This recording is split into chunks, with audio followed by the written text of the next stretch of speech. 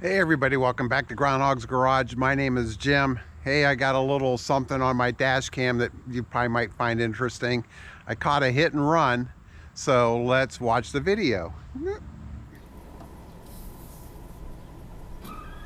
Oh shit!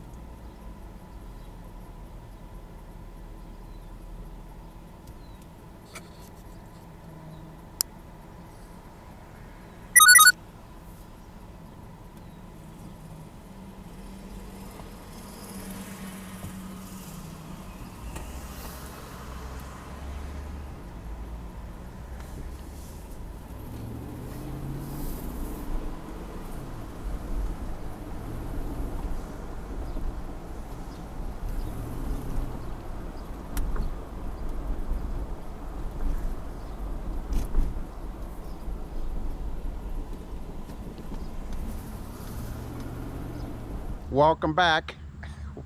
What are the odds of that happening? I was in a parking lot, come around the corner, and a lady runs into a parked car.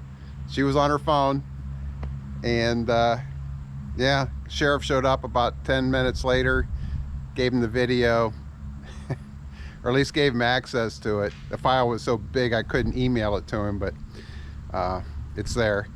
So today we're replacing the gear oil on my Tahoe, and here's what I got. I got some products from AMSOIL.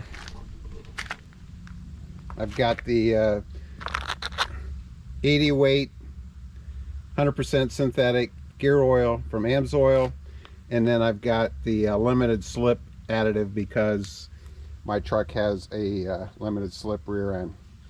Truck's got 150 some thousand miles on it, and I'm pretty sure it's never been changed.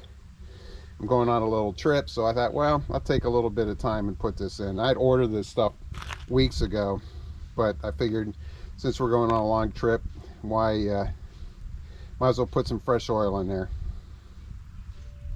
I've already got the pan out, and I've cleaned up the gasket area. I'm gonna have to look at the instructions on the gasket.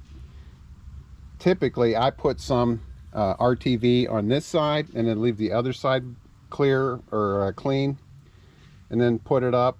This felt like it had some gasket sealer around the bolt holes. I don't know if it did or not. It was the original gasket, and it might have just stuck itself to it, but I do got it all cleaned up.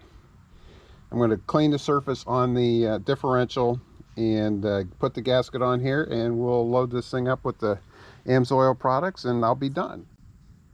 I got everything I need to make my one last trip underneath here. I did put a little RTV and and if you do this, very thin coat. You don't need it oozing out into the gear area. I've got my caps cleaned out, so I've got the lids off so it'll squirt in. I've got my friction modifier down there. I've got my gasket surface cleaned up here, and I brought this along, my little flashlight here, so you can see the center section there where normally you would see the pin, the cross pin. Well, I guess you would still see it, but that's the posi section right in there that applies the pressure to the spider gears. So I'm going to put the pan on, and something else, I never really had a problem getting the fill plug out of these. And again, I don't do a lot of them, just my cars and trucks. But if I've done it 10 times, I've had some that were really tough. And it's not a bad idea to make sure you can get the fill plug out before you start this, because if you got this far and then you couldn't get your fill plug out, you're going to have to go get another pan that has the fill plug in it. And then you'd have to make a trip, and hopefully you have another car, yada yada yada. So let me put the pan on, and we'll get it tightened down and we'll fill it back up. All right, I got the oops, I'm going to put the friction modifier in first, because it says that you should put in 4 ounces for every 2 to 4 quarts, and that's roughly how much it's going to take to fill this thing.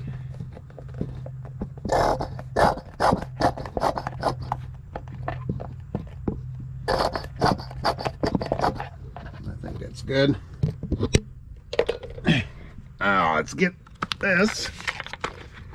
And I only snipped one of these tops here. Let's see. Oh, it's that one. And these are pretty convenient. I've used these before, these AMSOIL bags. And I'm gonna, let's see if I can set you up somewhere here. Because the bag is flexible. So you don't have that problem with the finding room for the bottle. You know what I mean? So let's see what I can do here. There we go. So now all I gotta do is squeeze. It's like one of those bakery bags.